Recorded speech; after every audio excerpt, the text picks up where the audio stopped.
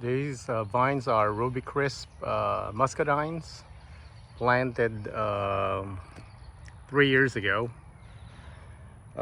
These are from Bottom's Nursery. I bought Ruby Crisp the first time they were introduced from my son's nursery, and they didn't make. Then I switched to Bottoms for Ruby Crisp, and they have really good root structure. So I got this two right here that I let kind of split, because this is kind of like the double trellis system.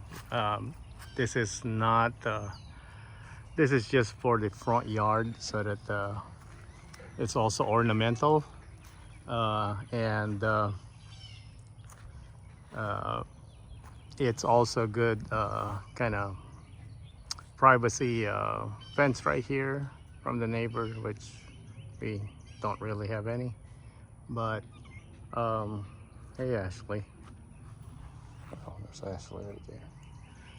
So I'm letting some of the growth from the bottom, since I plan to propagate it, so I'll just let those vines basically grow along, and I'll stick them in the pot, put a rock, make a UE, and then growing season we cut them next year, and then plant them. There'll be roots in those.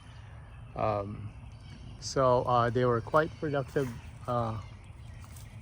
and these are probably one of the best tasting muscadines we have, but they're not very what do you call this, like a wild muscadine flavor, the typical one. They're quite light on that one, which is fine, because I have 60 plus vines, and the more variety, or at least distinguishing flavor that you have, it's good. You know, I have enough muscadine flavor. All right, so they're quite prolific. They were loaded. They're about medium size, I would say. They're very pretty though. The Ruby Crisp name, it's perfect for it. The skin, they're nowhere near table grape thin skin.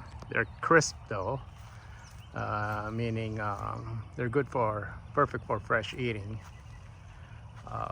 But they're nowhere near what table grape it's supposed to be. So, but they would be a good muscadine for people to try who haven't tried muscadine, or are maybe they're not liking the very strong muscadine flavor. Okay, so last year I bought this two from Bottoms again. So I have this one right here, which I put in tomato cage, because I'm hoping at least there'll be some protection. I'll probably remove that, because those are just zip tie on.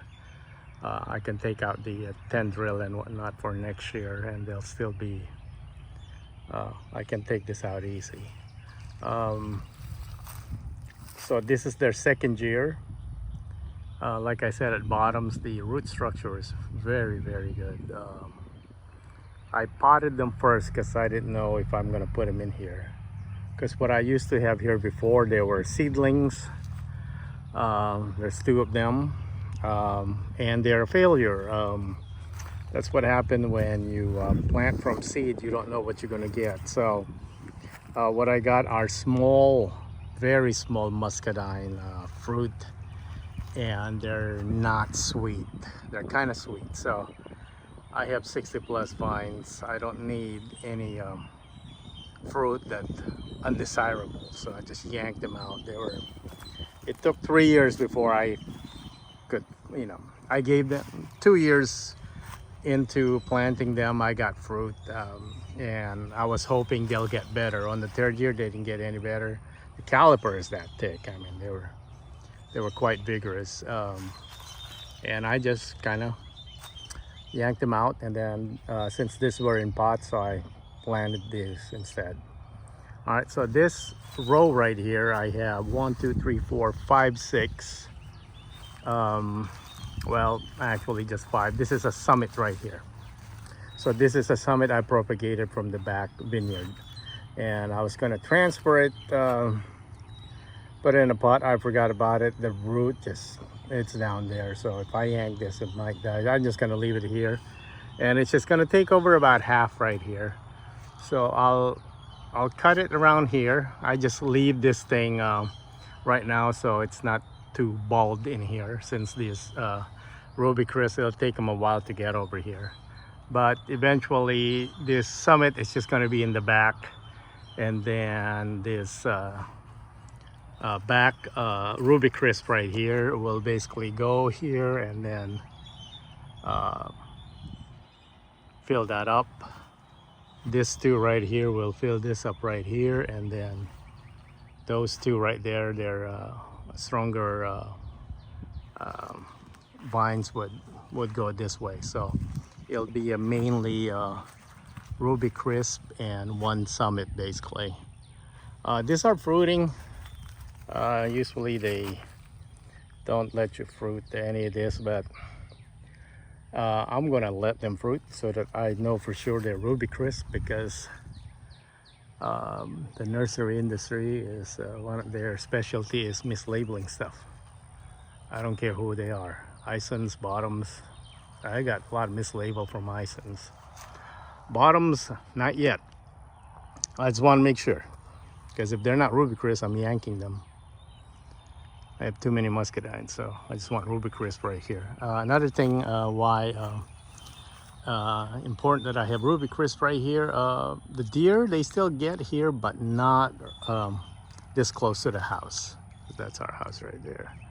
That's a sunroom right there. So I get the most Muscadines here versus the one in the back, because at least here the possums and raccoons, they don't, squirrels, but they produce so much of squirrels, they can't finish them all. So, but you still got to watch out for them. So let's go to this side right here. Let's take a look at the caliper growth. Again, I let this thing 2 vines from the bottom. So if I only let it 1, it'll be a lot thicker caliper here. Because you can see from the bottom right there, I gotta clear the bottom right there. But for now, I'll leave that alone because it's supposed to rain for a few days. All right, so they're leafing out the laterals. We're getting some fruit. So we're gonna get some fruits from this, but these are pre-blooms. These are not baby muscadines, so can't count the chickens yet. But most likely you will get some. And based on last year, we have quite a lot of this Ruby Crisp producing from those, just those 2. So now we're gonna let this one, so you can see right here, I would eventually cut all this because I just want it over here, but I just leave it for now. Probably pinch some of this because I don't want it getting too heavy without it grabbing into the wire. All right, so that's our kind of Ruby Crisp update. Yeah, again, these are from bottoms, and they're quite prolific. And winter damage, I didn't see much winter damage from them, from freeze. However, if any other muscadine, there's only a few that could take overcropping and winter damage well. So hopefully they're not as fragile as Supreme, because Supreme, man, they're not vigorous to begin with. They overcrop and they take winter damage. So hopefully these are a little bit more hardy than those.